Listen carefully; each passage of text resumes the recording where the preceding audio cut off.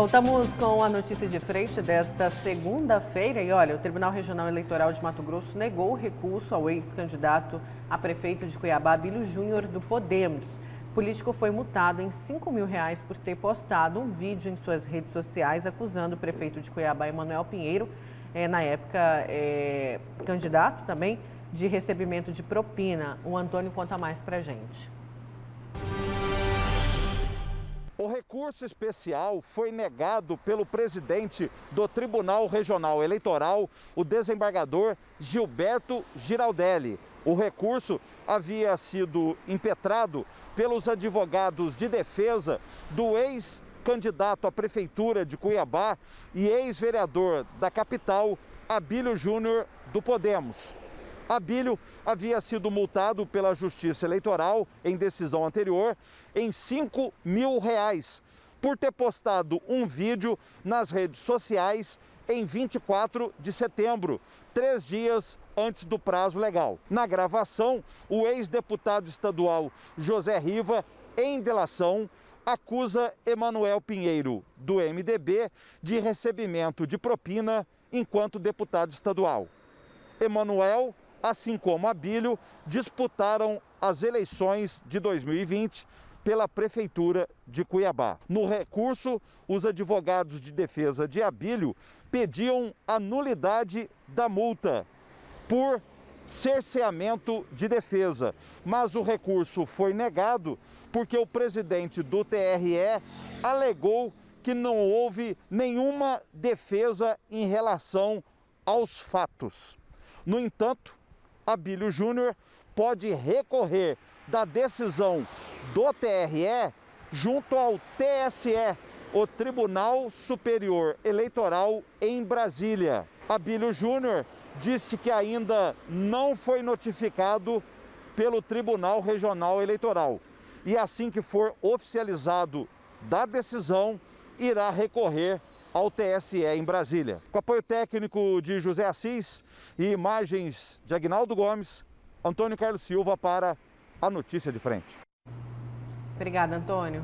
Bom, e esse assunto aí, né, envolvendo aí ainda as pendências do período eleitoral, né, entre o Abílio Júnior e o prefeito Emanuel Pinheiro, nessa delação aí do José Riva, né, que o Antônio Carlos, o repórter Antônio Carlos, se referiu, que foi um tema aí dessa postagem do vereador em relação ao prefeito que se reelegeu. Essa delação aí é um dos pontos, né, dessa discórdia gigantesca dentro do MDB aqui de Cuiabá, né? É um dos pontos dessa discórdia, porque a deputada, o prefeito Emanuel Pinheiro, dirigiu alguns adjetivos, né, ao ex-presidente da Assembleia, José Geraldo Riva. Janaína Riva, filha de José Riva, não gostou, respondeu o prefeito e a partir dali começou a se complicar essa situação do MDB, até que depois da eleição, assessores aí próximos do prefeito Emanuel Pinheiro colocaram um carimbo, né, na testa tanto de Janaína Riva como de Carlos Bezerra, identificando-os aí, sugerindo traição, né, de que eles teriam traído o candidato do MDB na eleição de 2020. Aí tinha uma reportagem ontem, né, me parece que no Gazeta Digital, aqui já no Gazeta na capa, Digital aqui, do presidente estadual do MDB, Carlos Bezerra, né? Ele diz o que aí, né? Ele diz que já está tudo certo no MDB. Acabou a crise? Bezerra afirma que conflito no MDB, abre aspas, é coisa do passado, fecha aspas. Será que dá para esquecer? Ele chamou o pai... Ainda mais envolvendo o pai, né? Toda a família. Ele chamou o pai da Janaína de ladrão, né? Falou assim, seu pai é um ladrão. Falou para a Janaína Riva, ela não gostou. Né? E aí começou esse impasse todo. Agora você acha que da noite para o dia tá tudo certo, tá tudo... Isso é conversa para tentar acalmar a imprensa, né? Dizer, tá tudo certo, não para com isso, entendeu? Mas no fundo, as rusgas continuam e esse racha lá no MDB é perceptível. Palavras ao vento aí, com certeza. E aí o que se pergunta é o seguinte, Carlos Bezerra, né? O eterno comandante do MDB aqui de Mato Grosso. Ele assimilou, então, pelo que ele diz aí, ele assimilou o carimbo que as pessoas do entorno do prefeito Emanuel Pinheiro colocaram em cima dele? O carimbo, ele assimilou já o carimbo, porque ele falou que está tudo resolvido, não é?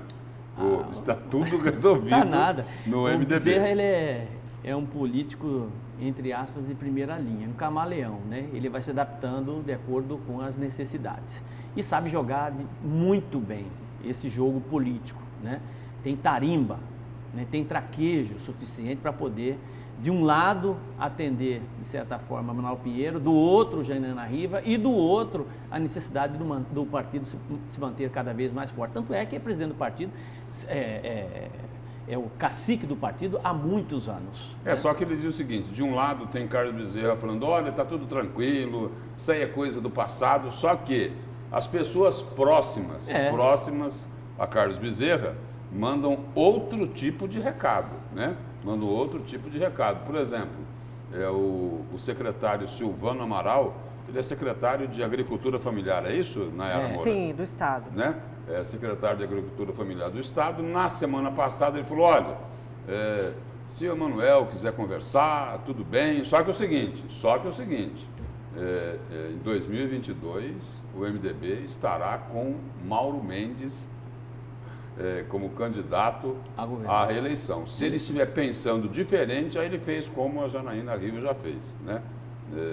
A porta da casa é a serventia da rua. Então, os prognósticos aí das pessoas é o seguinte, é de que dificilmente Emanuel Pinheiro continua no MDB, né? Continua no MDB, porque ele está focando 2022. Né? Ele também está focando 2022 e aí o seguinte, aí a gente entende um pouco melhor essa briga, né? Essa batalha em campo aberto de VLT com BRT, não é isso?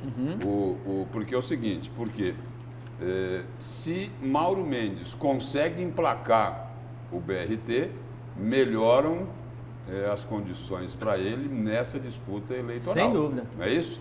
Então é o seguinte, por isso que eu entendo que o pano de fundo disso, dessa briga toda aí, também com foco eleitoral, né? Olhando no radar, tanto de Emanuel Pinheiro como de Mauro Mendes, o foco no radar deles é 2022. Cabo de guerra. Não, se Emanuel ganhar essa parada aqui, tiver que se construir o VLT, foi uma derrota. Será uma derrota do governador Mauro Mendes. E o contrário também é verdadeiro, né? Se Mauro Mendes emplacar o BRT, a derrota vai ser de Emanuel Pinheiro. Cabo de guerra. Com certeza. É um cabo de guerra. Cabo de guerra. Ou derrota da população, porque a gente não vai ter nenhum nem outro, né? Não, eu digo no plano político eleitoral. E eles sabem disso. Já que a gente está falando disso, vamos para o seu destaque? Vamos para o seu destaque. Então. Bom, o meu destaque é mais um capítulo dessa guerra, né? Mais um capítulo dessa guerra. Ontem, nesse final de semana, a CAF Brasil, né? Que é a empresa que vendeu os famosos vagões que estão lá num pátio próximo lá do aeroporto Marechal Rondon, na chuva e no sol, distribuiu uma nota aí criticando, né? Criticando, desmentindo o governo de Mato Grosso sobre o que o governo de Mato Grosso se pronunciou até aqui. Eu vou destacar aqui alguns pontos dessa nota. A CAF Brasil jamais, diz a nota aqui, a CAF Brasil jamais se envolveu na escolha do modal. A opção pelo VLT foi uma decisão feita de maneira exclusiva pela administração pública. É um dos pontos aqui que a CAF rebate o governo de Mato Grosso. E aí a empresa diz também que cumpriu rigorosamente o contrato assinado com o Estado de Mato Grosso. Os trens foram fornecidos no prazo contratado, a despeito de haver pagamentos pendentes por parte do Estado, matéria que é objeto de ações judiciais específicas. Bom, aí aqui, só abrindo parênteses aqui, ela diz aqui, olha, os trens foram fornecidos no prazo contratado. E aqui é onde tem uma outra acusação, que é a parte mais forte do discurso do governo estadual, do governador Mauro Mendes, ao decidir abandonar o VLT e partir para o BRT, que é a questão da corrupção, né? De que a venda, né, ou a compra desses trens de forma, digamos assim, bem antecipada, não é isso? Acabou gerando ali um pagamento de propina, como está lá na delação do ex-governador Silval Barbosa. E aí a CAF também diz o seguinte: olha, os trens do VLT não foram colocados em circulação em razão da interrupção das obras civis, sendo certo que as causas para tal interrupção são objeto de processos em curso perante a Justiça Federal de Mato Grosso. E aí, aqui tem um recado que, para mim, é o mais importante de todos da CAF para o governo de Mato Grosso. A tentativa de rescisão do contrato perpetrada pelo Estado de Mato Grosso não é definitiva. Este ato administrativo está sendo questionado perante o Tribunal de Justiça de Mato Grosso em razão das inúmeras ilegalidades ocorridas durante o respectivo procedimento administrativo. Só lembrando o seguinte, o governo do Estado agora entrou na Justiça Estadual, né, para romper o contrato, é isso? Só que praticamente aí a grande parte, a maior parte de toda essa discussão judicial está lá na Justiça Federal, né? Tanto é que o juiz Bruno de Oliveira Marques, quando ele concedeu a liminar ao governo de Mato Grosso, ele até colocou lá o seguinte: olha, depois a gente vai ver se essa instância aqui, né, tem a competência adequada para decidir sobre esse caso, né? Ele chegou a colocar isso na própria decisão dele. E aí, voltando aqui para essa nota da CAF, a despeito de todo o período de paralisação das obras, a CAF Brasil tem arcado com os custos de manutenção dos trens entregues ao Estado de Mato Grosso para preservar o patrimônio público. E aí continua dizendo o seguinte: a CAF Brasil refuta, de novo aqui desmentindo o governo do Estado, refuta com veemência afirmações de que teria contra si uma declaração de inidoneidade. Trata-se de informação falsa que visa iludir a população e a opinião pública quanto à suposta impossibilidade de retomada e conclusão das obras do VLT. Nesse trecho aqui, a CAF diz de forma bem clara, né, bem clara, de que o governo de Mato Grosso está mentindo para a população. Esse é o entendimento que fica. E aí, encerrando aqui as afirmações, né, as declarações aí da CAF, ela diz que espera que esclarecimentos, né, que estes esclarecimentos estimulem uma discussão, olha só o termo que eles usam, estimulem uma discussão honesta e séria.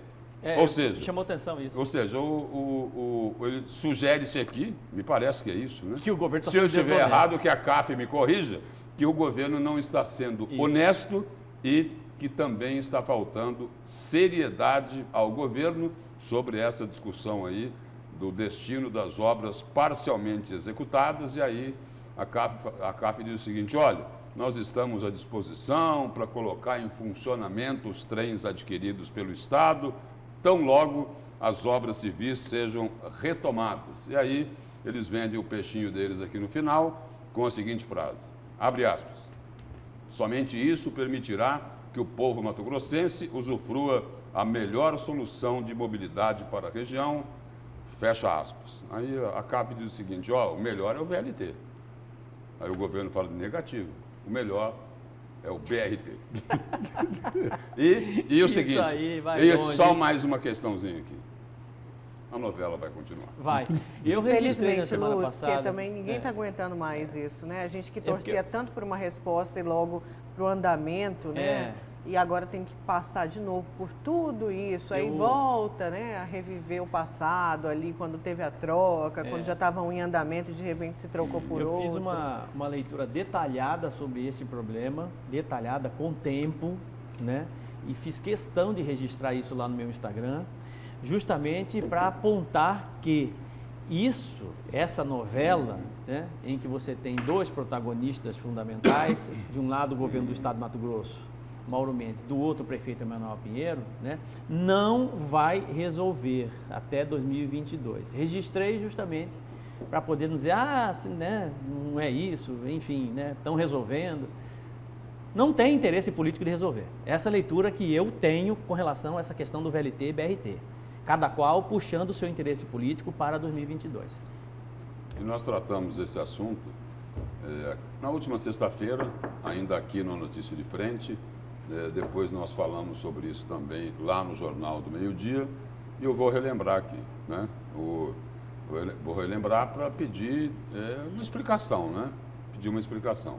Aquela história que o jornal A Gazeta divulgou na última sexta-feira de que serão adquiridos 54 ônibus elétricos para o BRT a um custo de 142 milhões de reais e que esses ônibus elétricos seriam doados ao município, que por sua vez faria a doação para as empresas de ônibus que operam o transporte coletivo aqui de Cuiabá.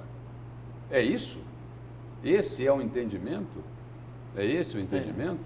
Que não seja para essas empresas, que seja para quem ganhar a licitação. Então é o seguinte, 142 milhões de reais, né, para adquirir 54 ônibus elétricos a um custo de quase 3 milhões de reais cada um. Chega próximo disso. Me parece aí que 2 milhões e 700, 2 milhões e 800, um veículo desse, e aí vai doar para a iniciativa privada. Usar isso? O público para beneficiar o privado. Não, essa é a pergunta, Lúcio, o Ivan também faz uma pergunta aqui, o nosso telespectador, Ivan do Cochipó. Lúcio, me responda, todos os estudos técnicos sobre a viabilidade deste modal vão ter que ser feitos novamente? Olha, o governo do estado diz que não, diz que ele já fez tudo. Mas já tem um comitê que a prefeitura montou. Sim, a prefeitura, então está fazendo outro estudo. A prefeitura montou um comitê. Não, a briga vai continuar. Né? A briga vai continuar. Lúcio, mas e os órgãos de controle? Cadê o Tribunal de Contas do Estado? Cadê o Ministério Público Federal, o Ministério Público Estadual? Porque aí, nesse caso específico desses ônibus, né, é você utilizar recurso público para beneficiar privado. Ou eu estou errado? Certo? Né? Você está beneficiando justamente uma empresa privada com recurso público, é muito mais que subsídio que você está dando. Só que você não vê movimentação dos órgãos de controle, você não vê o Tribunal de Contas falar nada, o Ministério Público não fala nada, ninguém fala nada. Estão pegando dinheiro dos meus impostos, dos seus impostos, dos impostos da sociedade para beneficiar uma empresa privada. Bom, aqui no estado é o seguinte, uma informação de bastidor, é de que antes de anunciar essa decisão, de abandonar o VLT e partir para o BRT, integrantes, né, do governo de Mato Grosso, do alto escalão, teriam conversado bastante, dialogado bastante com esses aí, professor, que você se referiu, com os órgãos de controle e fiscalização. E esta informação de bastidor revela o seguinte, que disseram para o governo, olha, pode tocar o barco, ou melhor, pode tocar o BRT. Né? Agora, uma informação que necessita de ser confirmada, né? Mas esta informação existe de que ocorreram conversas preliminares, né, entre o Poder Executivo, o governo de Mato Grosso e os órgãos de controle e fiscalização por causa dessa decisão aí, de deixar de lado, né, de abandonar o VLT e partir para o BRT. Né? E essa informação eu solicitei, inclusive, a assessoria de comunicação do governo de Mato Grosso. Na última sexta-feira eu solicitei essa informação. Olha, é isso mesmo? Vai ser doado para empresas particulares os ônibus que serão comprados com dinheiro público? A um custo alto, né? Alto. Mais de 140 milhões de reais. Que fosse R$2. É dinheiro público sendo entregue na mão de uma iniciativa privada, de uma empresa. É mais que subsídio. Está entendendo? Quer dizer, é dinheiro dos meus impostos, dos seus impostos, da Nayara, da sociedade, para beneficiar uma empresa. Aí a gente lembra que alguns dias atrás, algumas semanas atrás, o governador Mauro Mendes tinha enviado um ofício ao prefeito Emanuel Pinheiro falando, olha, avisa as empresas aí que ganharam a licitação para que elas, por enquanto, não renovem a frota, para evitar desperdiçar dinheiro. Aí o prefeito Emanuel Pinheiro respondeu, falou, não, nada disso, nada disso. Não vou atender essa recomendação, esse ofício, esse pedido, e elas vão sim renovar a frota. Agora aparece a informação de que 54 novos ônibus elétricos seriam doados para as empresas explorarem o transporte coletivo aqui de Cuiabá. É preciso explicar essa questão. Eu acho. Por que essa doação? Urgente, explicação urgente. Lúcio, olha, deixa eu chamar uma outra matéria aqui, falar do relatório do Observatório de Clima, instituição composta por 56 organizações da sociedade civil, que aponta a proposta orçamentária do governo federal para o ano de 2021 de reduzir as verbas públicas para a criação e manutenção de unidades de conservação como parques. O projeto de lei orçamentária anual também reduz o dinheiro público para fiscalização do combate a crimes ambientais como desmatamento. Confira na reportagem. O projeto de lei orçamentária anual, o PILOA 2020 do governo federal, prevê 1 bilhão e 720 milhões de reais para o Ministério do Meio Ambiente. O valor é 27,4% menor que o orçamento da União em 2020, destinado à fiscalização ambiental e ao combate a incêndios florestais, como também manutenção do IBAMA, que é o Instituto Brasileiro de Meio Ambiente e Recursos Naturais Renováveis, e ao ICMBio, que é o Instituto Chico Mendes de Biodiversidade. Na comparação com o orçamento de 2019, o dinheiro público federal previsto para 2021 na área ambiental é 34,5% menor. Para complicar a situação, conforme o INPE, o Instituto Nacional de Pesquisas Espaciais, os incêndios no Pantanal Mato-Grossense em 2020 foram 120% maiores que os de 2019. E o desmatamento na Amazônia no ano passado totalizou 8.426 quilômetros quadrados, uma destruição ambiental equivalente a mais de 1.000 campos de futebol. O PILOA 2021 também reduz a verba para criação, implementação e administração de unidades de conservação, como parques e reservas. Estão previstos apenas para esta área de unidades de conservação federais 74 milhões de reais, ou 32,8% menor que o ano passado, ou 61,4% menor do que 2018. Lembrando que o PILOA, o Projeto de Lei Orçamentária Anual de 2021, ainda está sendo analisado, ainda não foi votado por deputados federais e senadores. Com apoio técnico de José Assis e imagens de Agnaldo Gomes, Antônio Carlos Silva para a Notícia de Frente. Obrigada, Antônio. E com a vitória de Biden, na verdade, agora tendo Biden na presidência dos Estados Unidos, isso pode mudar, né, Lúcio? Por conta da pressão dos Estados Unidos para que o Brasil respeite e invista em monitoramento de combate a crimes ambientais. Citar aqui, vou me limitar a 3 exemplos. Queimadas no Pantanal de Mato Grosso, né? Uma destruição gigantesca, né? A Baía de Chacororé virou pasto, certo? Virou pasto. A Amazônia estão derrubando, continua assim, ó, de forma exagerada, escancarada, descarada, derrubando as florestas na Amazônia. Aí conforme o repórter Antônio Carlos informou. Em relação a 2020, a redução no orçamento para o meio ambiente do governo federal é de 30%. Em relação a 2019, é de quase 35%. Aí a gente só resume com uma palavrinha. Virou até tema de livro, não é isso? Estão passando a boiada. Não foi isso que o ministro do Meio Ambiente disse naquela reunião polêmica de ministros? Olha, vamos aproveitar que a imprensa está distraída com a Covid e vamos passar a boiada. Ou seja, estão querendo passar a boiada. E põe boiada nisso. Mas vamos para um breve intervalo na volta. Só que isso pode ter gravíssimos reflexos na área econômica.